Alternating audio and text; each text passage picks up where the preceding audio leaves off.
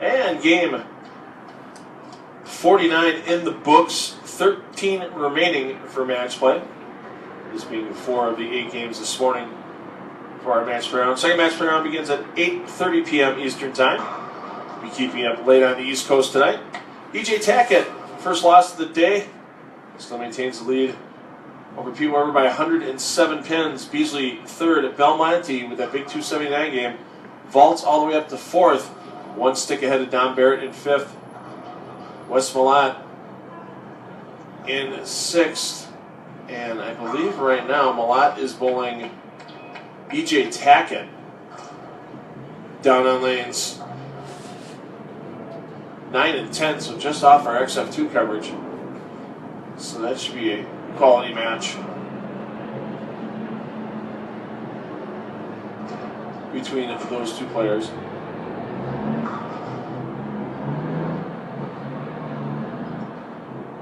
Actually, I'm sorry, Tackett taking on Dick Allen in this game off of extra frame coverage.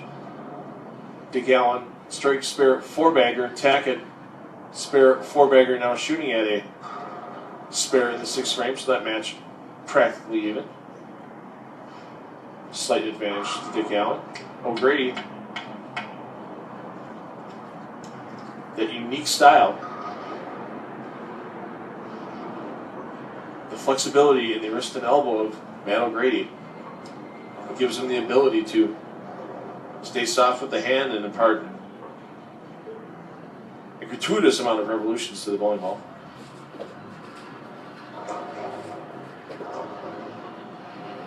Frankie Lavoie outside looking in now of the top 5.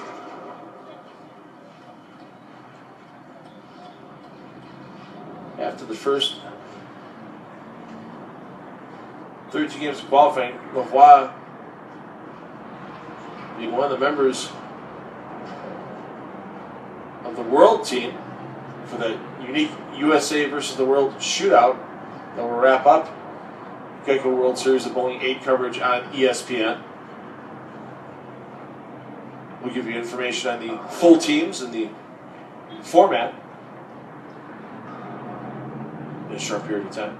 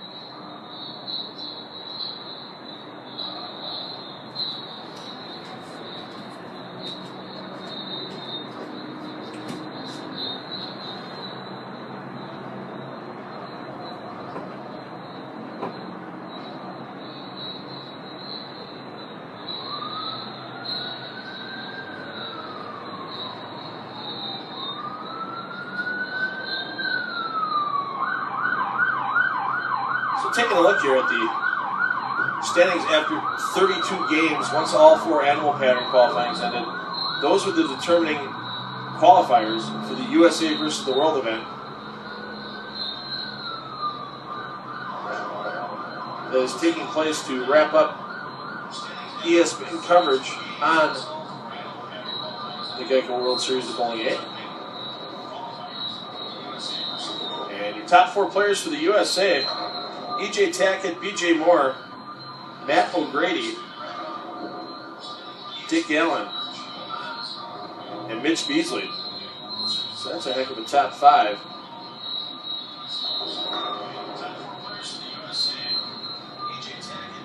For the World, Sam Cooley captaining that team,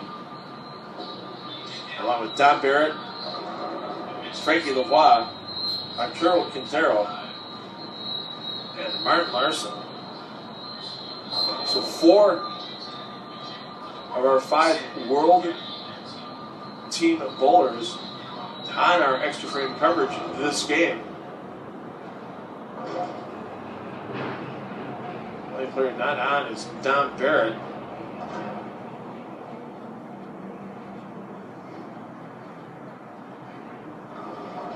Barrett's in a match on 15 and 16 that just completed against Brandon Novak.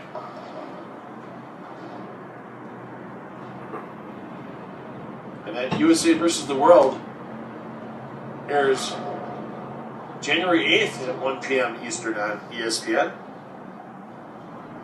2 Baker games. They tie at 1 game apiece, goes to a sudden death roll-off.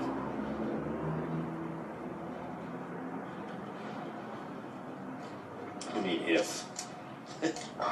Well, last year in Portland, Maine, not a single tiebreaker in all of those That's true. Elias Cup matches. But that is exciting, though, when you get to that roll-off. I think anybody watching will be hoping for the tie. All you have to do is get through 2 Baker games. You can get to the roll-off, the sheer intensity. Players, of course, don't want to get there. They want to crush the other team 2 games in a row.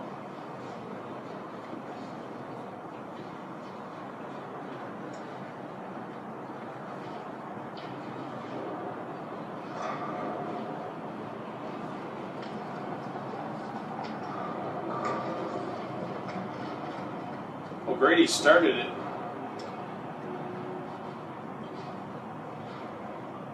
The Cashers round yesterday, up in the 5th place, and he is slowly back down the standings, now down to 18th after his Cashers round qualifying and his first set of match play games. But a 250-plus game here. And a win. Martin Larson shot 279 in the previous game to defeat Pete Weber, who shot 256, I think. Yes. Weber has not been losing a lot of games, and certainly not when he rolls 256. The only player having a better match play record than Pete Weber is Tom Smallwood. Smallwood 9-2, Weber 8-3 in match play, and Smallwood in 8th place currently. 259 for O'Grady. And we are approaching the official halfway mark of match play here at the PBA World Championship. We will have 12 games recorded into the PBA record books after this game is complete. There are 12 games remaining. And in those 12 games, bowlers will move up the standings, bowlers will move down the standings. Bowlers may stay in the same spot for a game or 2. But the only constant is change. Change in the standings, change in the lanes, change in the bowling balls.